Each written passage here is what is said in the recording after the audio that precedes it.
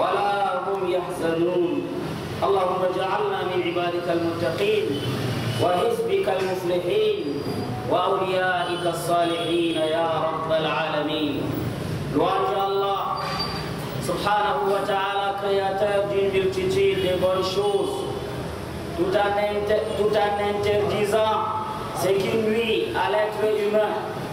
J'atteste ce qu'il y a des divinités dignes d'être adorées en dehors d'Allah subhanahu wa ta'ala, l'unique sans associé. Et j'atteste aussi que le prophète Mohammed sallallahu alayhi wa sallam est son esclave et messager. Il nous a enseigné tout ce qui est bien pour nous et nous a montré tout ce qui est néfaste pour notre vie. Qu'Allah subhanahu wa ta'ala fasse ses éloges auprès des anges rapprochés et nous salue, ainsi que sa famille, ses compagnons et tous ceux qui suivront le droit chemin jusqu'au jour de la rétribution.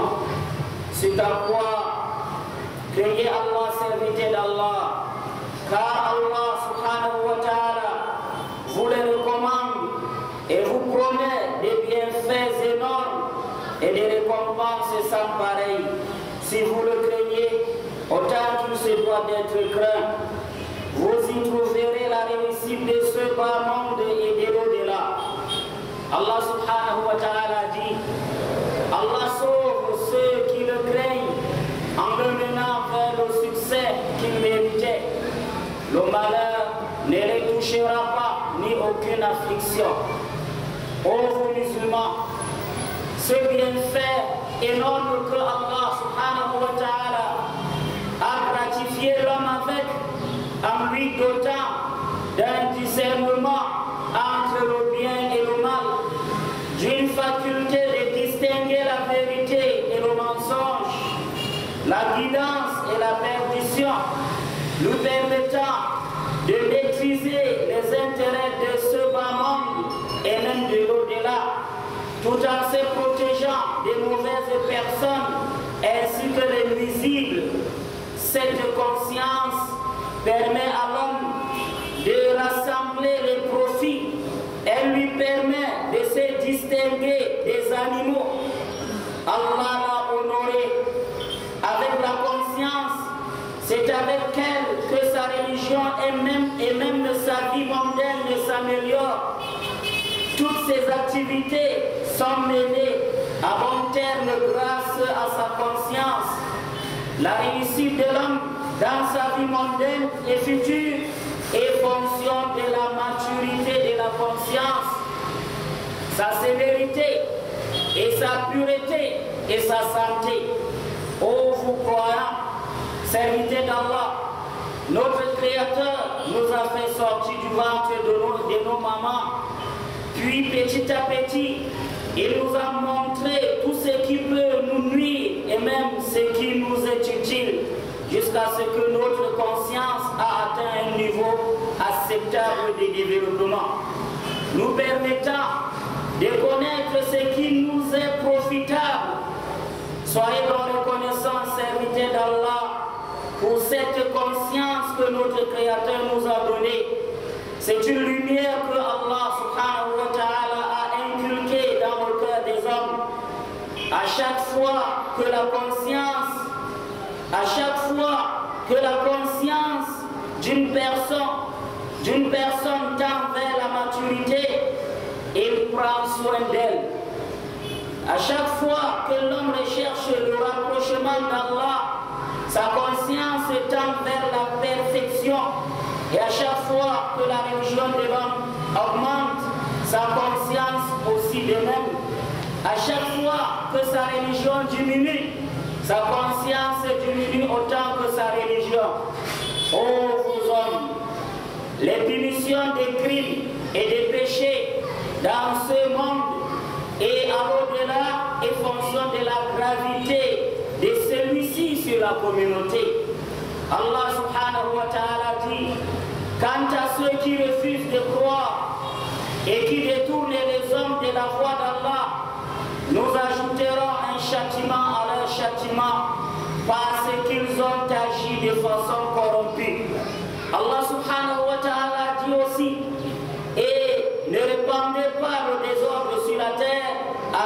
l'ordre y était rétabli. Cela vaut mieux pour vous si vous êtes croyants. Parmi les crimes dangereux et péchés capitaux, destructeurs pour un individu et même pour la société, on retrouve les drogues et les produits enivrants pouvant entamer le cerveau et rendre ivre. Aucune personne ne sera prise dans le piège de ces produits sans qu'il ne soit détruit. Aucune personne ne va le consommer sans qu'il ne soit détruit dans toutes les formes. Les drogues et les produits enivrants ne vont se répandre dans une société sans que toute forme de méfait et fléau n'englobe cette société, la plongeant dans toutes sortes de problèmes, dans l'accomplissement des grands péchés et l'engloutissement dans des désordres que les plus sages d'entre eux ne pourront remédier. Le messager d'Allah sallallahu alayhi wa sallam a dit: éloignez-vous de tout ce qui est libre, car c'est la mère de toute turpitude.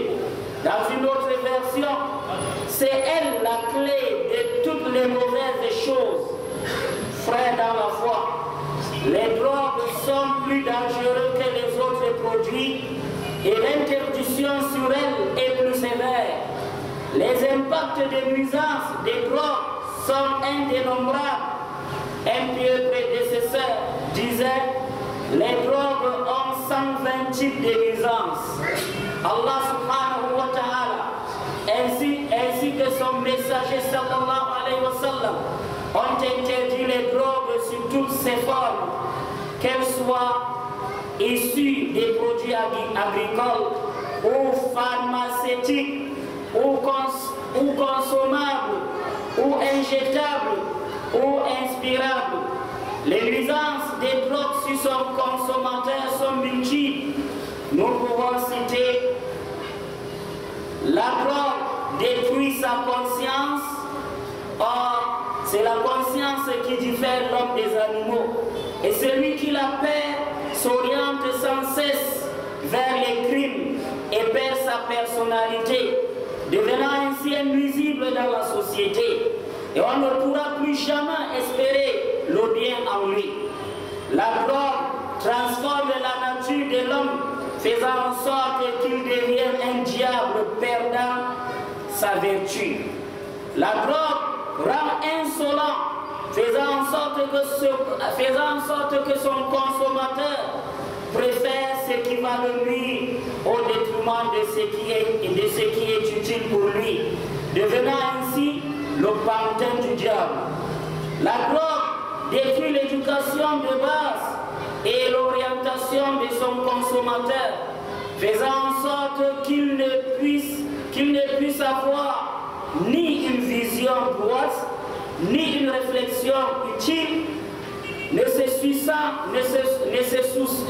souciant que de son devenir, dépendant d'illusions de plaisir qu'il ressent. La drogue fait perdre la confiance à son consommateur, faisant en sorte qu'il devienne négligent sur sa responsabilité propre. Personne ne le considère, personne ne peut lui confier quoi que ce soit, ni un dépôt, ni un métier, et c'est là même sa famille proche, car sa personnalité est détruite et il est rejeté par la société. La drogue fait en sorte que son consommateur devient un fardeau pour la société. Non seulement qu'il n'est utile en rien à la société, mais aussi il arrive qu'il devienne néfaste et nuisable pour elle. La drogue détruit la richesse de son consommateur, rend épandant, engendre et développe l'argent facile, multipliant ainsi les crimes dans la société. La drogue entame la santé mentale et corporelle de son consommateur, pourra le conduire à une mort subite.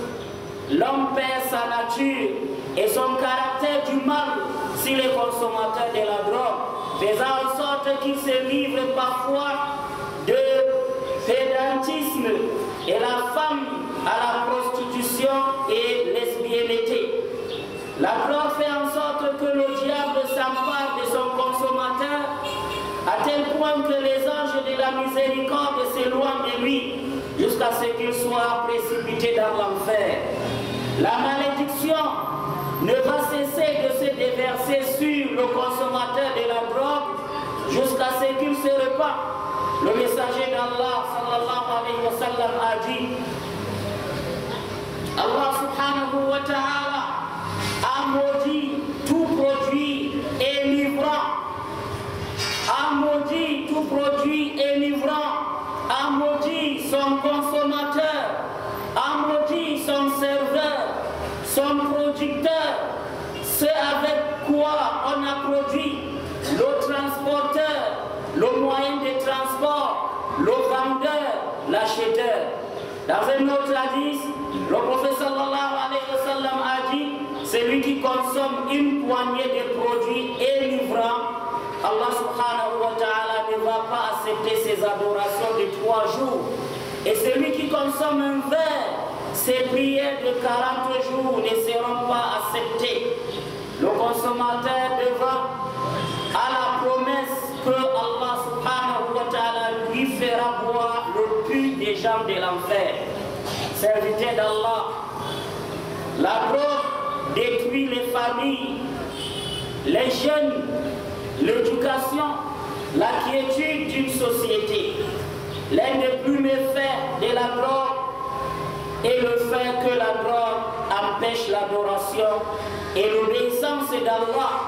Elle engendre le mépris pour les savants et les enseignements et les enseignants de la religion, éloignant ainsi son consommateur des hommes pieux au détriment des pervers. Les producteurs, les exportateurs et les vendeurs de drogue sont les démons parmi les hommes, voulant non seulement détruire la société et la rendre comme des animaux, mais aussi se faire un tas de richesses illicites au détriment de la société. Si rien ne fait, alors la société est perdue. Cependant, les biens amassés par le vendeur des stupéfiants n'a pas de bénédiction et n'a pas de bénédiction et corrompt le cœur, détruit les maisons, disperse et détruit les familles, engendre le mépris et dénigre son auteur. Ô toi responsable, tu as le devoir d'empêcher les turpitudes et les fléaux tels que la drogue de prendre place dans la société. Sache que ta responsabilité sera demandée auprès d'Allah au jour de la résurrection.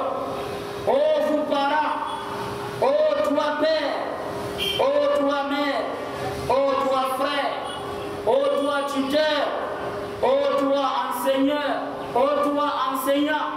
ô toi proche, sois vigilant sur l'éducation de tes enfants, garçons ou filles. Empêchez-le des mauvaises compagnies et les endroits de turpitude. Mettez-le en garde contre les balades inutiles et les promenades nocturnes. Empêchez-le toute cause de drogue et tout autre produit enivrant, tels que des coins que nous voyons, des jeunes fumer, ce qu'on appelle aujourd'hui chicha. Il est strictement interdit, c'est haram, c'est illicite. Appelez-le comme vous voulez, mais c'est illicite. L'enfant qui est dans son apprentissage ne distingue toujours pas ce qui est bien du mauvais et n'a pour exemple que ce que son parent ou tuteur lui aura transmis comme éducation.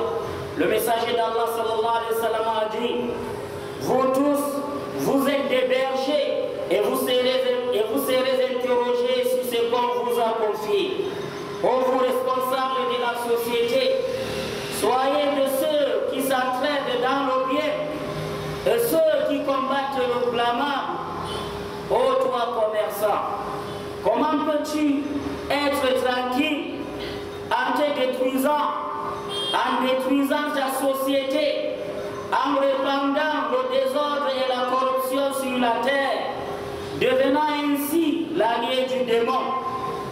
Tu crois que ta richesse te sera utile?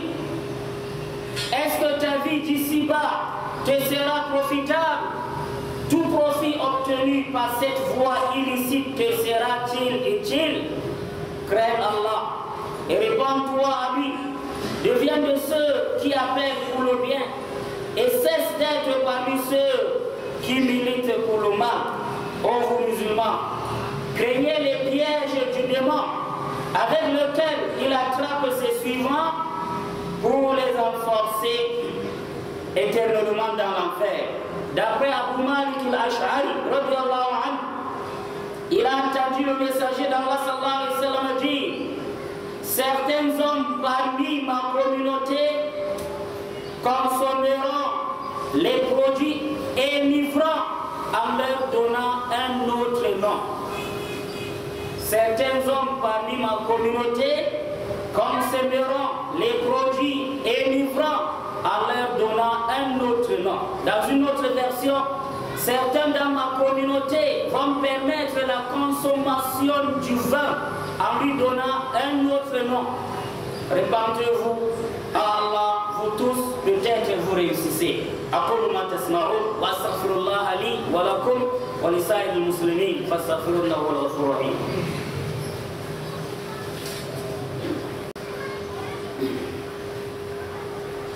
الحمد لله وكفى والصلاة والسلام على أشرف الخلق أجمعين نبينا محمد وعلى آله